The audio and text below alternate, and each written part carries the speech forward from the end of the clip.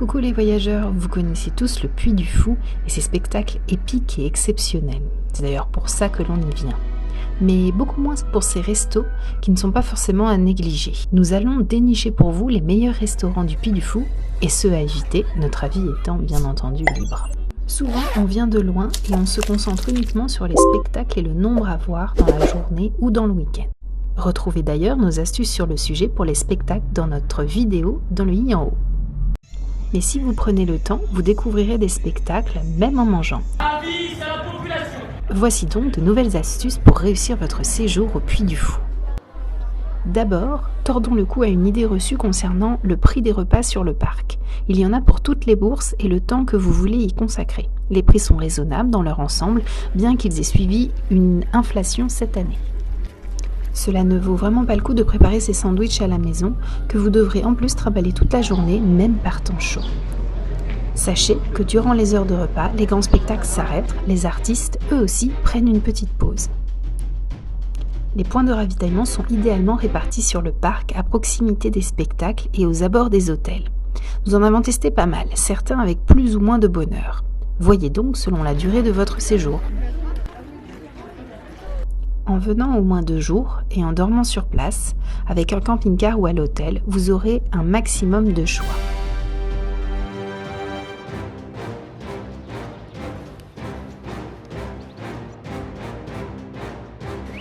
Certains restaurants n'ouvrent que les jours de ciné-scénie et de noces de feu, avec plus d'affluence et une plus grande plage horaire du parc. Précision méconnue des restaurants, une majorité des fruits et légumes sont cultivés sur place et à côté du Puy du Fou. Vous pouvez demander des plats végétariens dans certains restaurants.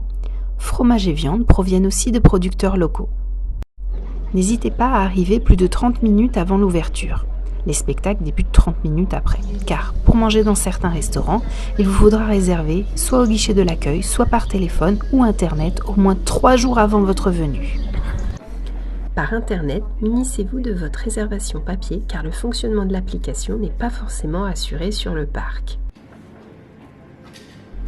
Le Wi-Fi ne nous a pas permis d'accéder à notre réservation. Seules la 4G et 5G ont fonctionné plus tard dans la journée, nous donnant le précieux sésame. On verra. Hein, là, elle est comme ça, là. Tu vois, là, comme ça. Tu l'as pas, hein? Bah écoute, je prendrai le temps de chercher. Peut-être que d'ici ce soir, j'aurai trouvé quelque chose, mais...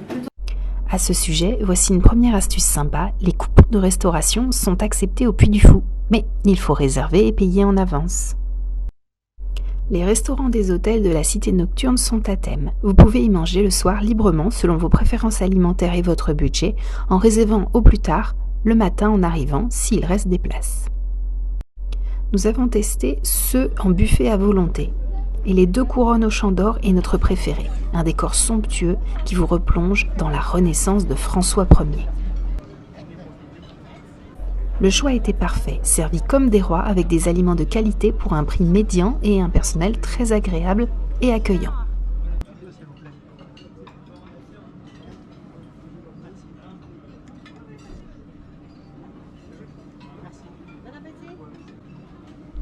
Prenez le premier service vers 19h pour terminer juste avant 20h. Cela vous permettra de voir encore au moins un spectacle après votre repas, juste avant la ciné-scénie ou les noces de feu. Pour le midi, pour les personnes venant au moins 2 jours, d'autres possibilités s'offrent à vous directement sur le parc. D'abord, un restaurant animé, le relais de poste. Des chansons vous sont proposées durant le repas dans un relais de poste du XVIIIe siècle, midi et soir. Le menu unique est composé de rios et travers de porc avec saucisses, mojettes, boissons comprises. On regrette cependant l'ambiance survoltée du relais de poste et le vaudeville truculent d'il y a quelques années. C'est moins convivial et surprenant aujourd'hui selon nous, avec des chants du XVIIIe siècle. Ou alors un service plus classique, restaurant à table. Petite astuce, le bistrot près du bourg 1900 avec son service continu propose un bon rapport qualité-prix avec un menu très correct. Sans réservation à l'avance, après le premier service du midi, vous pourrez profiter vers 12h30, 12h45 suivant les jours si vous êtes installé en terrasse, du spectacle des automates musiciens sur la place du bourg 1900. Non, messieurs, là, qu'est-ce que je viens de dire? Qu'est-ce que je viens de dire?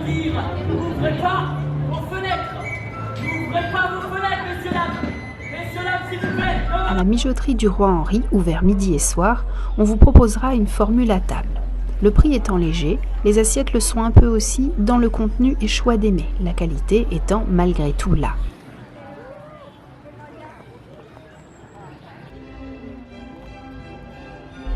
L'auberge dans le village du 18e, avec un premier menu alléchant à 52 € le midi. Étant hors budget, nous sommes passés. Indiquez-nous si vous aussi vous avez mangé dans les restos du Puy du Fou et vos impressions sous la vidéo en commentaire. Ceux qui souhaitent une restauration plus rapide ou qui ne restent qu'une journée sur le parc peuvent malgré tout s'attabler le midi en attendant les spectacles. Soit à la taverne de la Cité médiévale pour des plats, ou bien service au comptoir, un peu à tous les prix. La Popina, en attendant le signe du triomphe dans la queue, est très pratique avec un petit prix modique pour un panini, sandwich, salade et qui cale largement une dent creuse. Quant au rendez-vous des ventres fins, il ne nous a pas laissé un souvenir impérissable, un peu lourd, nous laissant quand même sur notre faim. La cuisson des frites était très mauvaise avec un prix élevé pour les prestations proposées.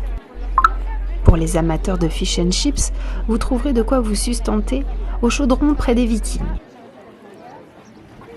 Quelques bars et snacks vous proposant des boissons, spécialités, crêpes, glaces, gaufres, pour une pause gourmande à emporter à prix raisonnable. Si vous ne restez que la journée, tentez quand même de manger peut-être le soir dans un des établissements ouverts dont nous avons parlé précédemment. Évitez l'orangerie qui, même si le service est libre en buffet, ne propose pas, malgré un prix attrayant et une belle ambiance musicale, des produits à tomber par terre, sauf peut-être les tourtes au saumon ou à la viande.